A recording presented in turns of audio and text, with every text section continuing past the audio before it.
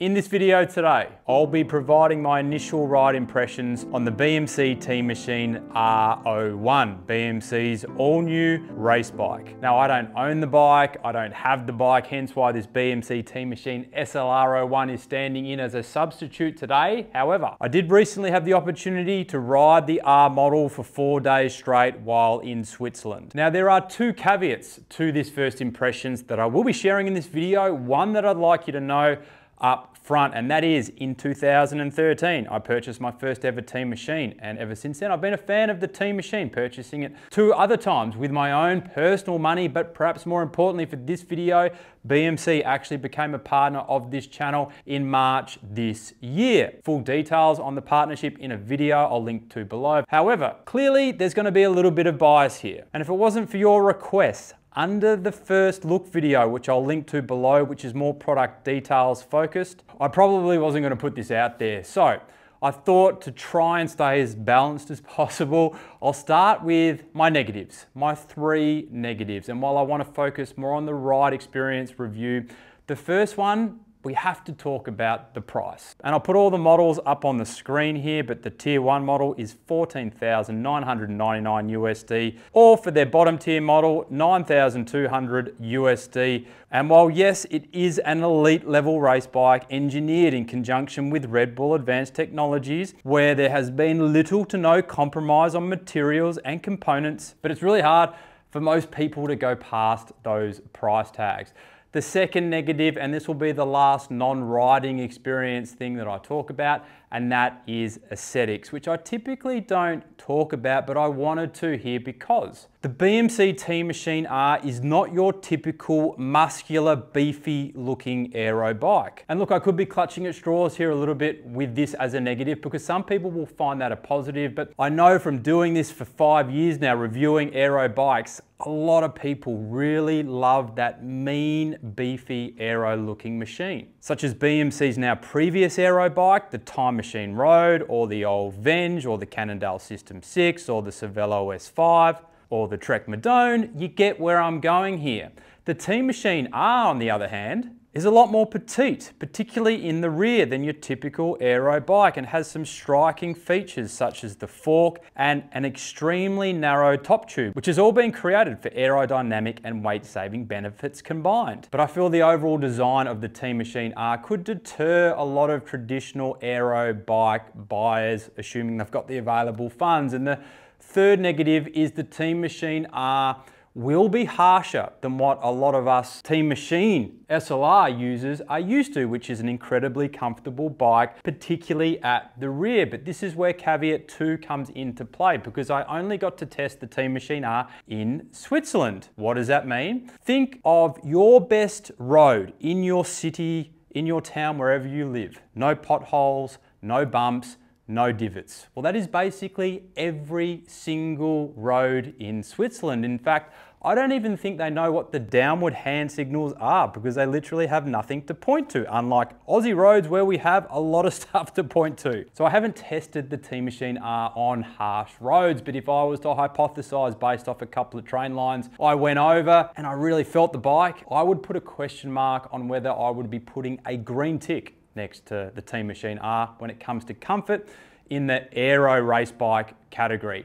To add further fuel to that fire as well, 3 out of the 4 models on offer comes with BMC's ICS Carbon Aero Cockpit system, which has a 36 centimeter tops and a 42 centimeter on the drops, like a flared gravel handlebar, across all sizes. So if you've got wide shoulders and never ridden anything below a 40 centimeter bar before, that is going to take a fair amount of getting used to and may cause some discomfort, as it did with me on day 4. My right shoulder blade was just starting to get a little bit tender, but for me, I kind of like this feature because I do a bit of racing and I really should be, or trying to get my elbows in. But for those of you who don't want this, you're gonna have to fork out a little bit more money and opt for BMC's ICS stem, which is on their 4 model stock, which is compatible with most aftermarket bars. Now we move on to the positives, and for me, I have to start with a riddle from Fabian Cancellara. And yes, I am name dropping like a wanker, but please bear with me here. Because I had the opportunity to ride with Fabian in an event called Zurich to Zermatt a few days before I got to test ride the Teammachine R, and because Fabian, he already had a prototype and had been riding it for a while. So I asked Fabian, how are you finding that new BMC? He responded, I am still getting used to it. Now, of course, I could have been a pest and continued to ask questions like, what do you mean? But instead, I sort of backed away, marinated on that for a while, and then all of a sudden, his riddle or commentary made sense to me, and it will make sense to you shortly after I give you some context. But first of all, I need to talk about the geometry because I really like what BMC are doing here. You see, they could have just taken a very similar or the same geometry from their previous aero bike, the Teammachine R, but instead they've taken the all-round race Teammachine SLR geometry, meaning you'll have a slightly more relaxed stack height or upright position and a slightly longer wheelbase compared to other aero bikes, which should give you a more planted riding sensation, particularly while descending. I feel that BMC have done this because that is a better geometry for the big stages, the back-to-back big stages in the Grand Tours for the pro cyclists, and thankfully it's a more practical geometry for us recreational and amateur road cyclists. Now to the juicy stuff, the speed and the stiffness. Now clearly this is just my opinion here, I know that, but if I was to think about the fastest, angriest, stiffest race bikes that I have ever ridden, I think about the Cannondale System 6 and the Cervelo S5 with the old Venge creeping into that category. The Merida Reacto, the Giant Propel, the BMC Teammachine R, other aero bikes that I've had the opportunity to ride, I still think they're very fast and stiff bikes, but I don't put them in that same category.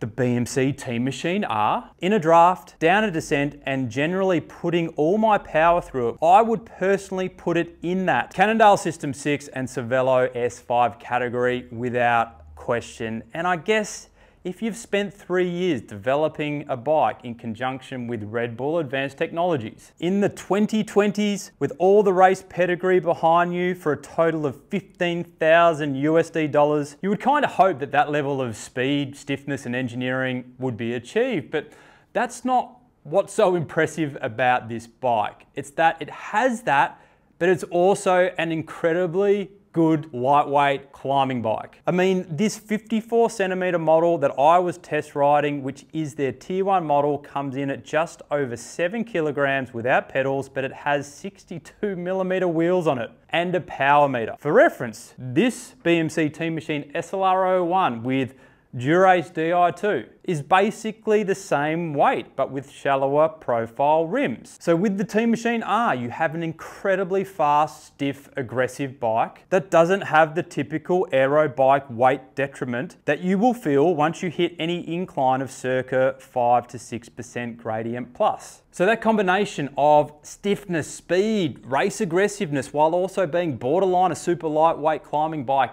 at the same time, as Fabian rightfully put it, takes a bit of getting used to, or maybe a lot of getting used to. Of course, I would love to be able to provide more detail on the ride experience, but as you know, I've only had 4 rides on the bike, so hopefully you got value out of this video today. If you did, if you could give the video a like, it'd be greatly appreciated, helps the channel out, and I'll catch you in the next video.